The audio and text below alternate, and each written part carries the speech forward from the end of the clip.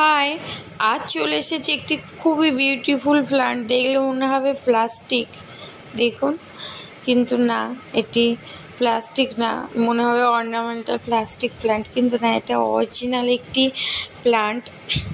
বন্ধুরা, আজকের ভিডিওটাতে অনেক অনেক চমক আছে, আর অনেক কিছু দেখানোর আছে, কম্পোস্ট দেখানোর আছে, কিভাবে পটিং করছি দেখানোর আছে। তো বন্ধুরা, চলুন আমি গাছগুলো বাড়িতে নিয়ে যাই, আর আপনারা সম্পূর্ণ ভিডিওটা দেখুন, স্ক্রিপ্ট না করে, একদমই ছোট্ট ভিডিও। আর এর সাথে সাথে আজকের যারা আমার নতুন ফ্রেন্ড, প্লিজ সাবস্ক্রাইব করুন, আমি যাতে এইভাবে পরিবেশের আরও সুন্দর সুন্দর গাছকে রক্ষা করতে পারি, আর পরিবেশকে বাঁচাতে পারি, আর অনেককে উদ্বুদ্ধ করতে পারি। তো বন্ধুরা দেখুন, বাড়িতে চলে এসেছি, আর এখানে 2 থেকে 3 মাসের আপনাদের বাড়িতে যে সবজির খোসাগুলো ফেলে দিচ্ছেন, ফেলবেন না। অনেকে ভাবেন গাছ কি দিয়ে বসাবো, এইগুলোই জমিয়ে একটা বস্তা হোক, বালতি হোক, যে কোনো পাত্রে, মাটির পাত্রে হোক, রেখে দিন। দেখুন, অপূর্ব না? এরকম কম্পোস্ট পয়সা দিয়েও পাওয়া যায় না, একদম খাঁটি সোনা বললে হয়, ব্ল্যাক গোল্ড যেটাকে বলা হয়। যারা গাছ করে তারা তো একে বলে ব্ল্যাক গোল্ড। তো অপূর্ব স্ট্রাকচার। আমি এই কিচেন কম্পোস্ট নিয়ে নিলাম 20% গার্ডেন কোকোপিট, আর এর সাথে নিয়ে নেব বালি আর মাটি মিক্স করে। এটা বালি আর মাটি মিক্সড করে নিয়েছি।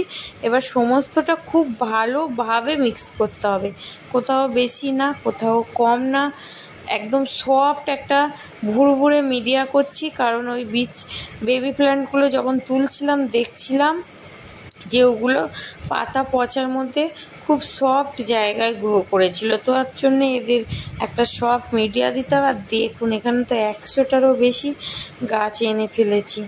আর এখানে টপটা দিয়ে ড্রেনেজটা খুব ভালোভাবে করতে হবে, যাতে অল সিজন গাছ গ্রো করে, বর্ষা থেকে সব সময় জলে একদমই না জল বসে। তো বেশ করে খোলামকুচি দিয়েছি, আর তার উপর দিয়ে দিচ্ছি যে খোসাগুলো, সেগুলো ক্রাশ করে দিলাম। কারণ এটা যেমন ড্রেনেজের কাজ করবে, তেমনই যখন শিকড়টা নিচে যাবে ওটা ডিকম্পোস্ট হয়ে ক্যালসিয়ামের কাজ করবে।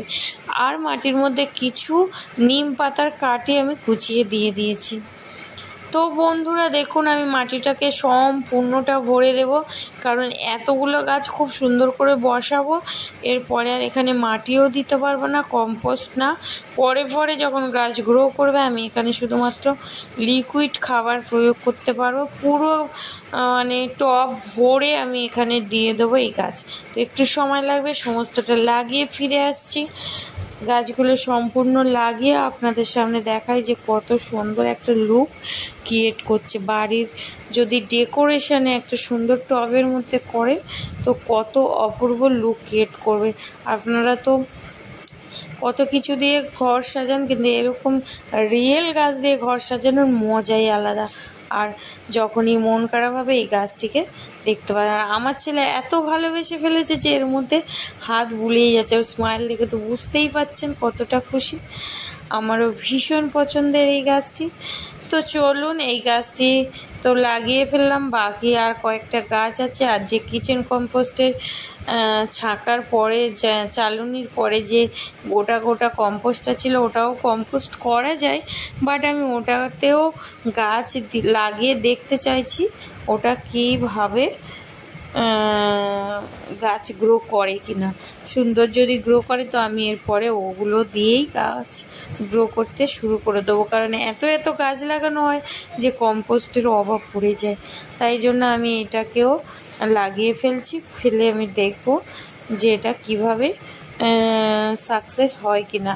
তো বন্ধুরা, এগুলো লাগিয়ে তো ফেললাম। এবার চলুন গাছের র্যাডো ফাঙ্গিসাইড দিয়ে দিচ্ছি। আপনাদের কাছে সাপ, হলুদ গুঁড়ো বা যে ধরনের ফাঙ্গিসাইড আছে, অবশ্যই করে গাছের সবসময় মাসে 2 বার ফাঙ্গিসাইড দেবেন। দেখবেন একটিও গাছ মরবে না, গাছ গ্রো হচ্ছে খুব ভালো, তারপর মারা যাচ্ছে। একটাই কারণ, ফাঙ্গিসাইডের জন্যে ফাঙ্গাস লেগে যায় গাছের গোড়ায়, গোড়া পচে মারা যায়।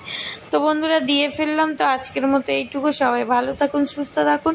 ভিডিওটা আর বাড়ালাম না, এর পরবর্তী ভিডিও নিয়ে আসছি বন্ধুরা। আজকের মতো এইটুকু, টাটা, বাই বাই।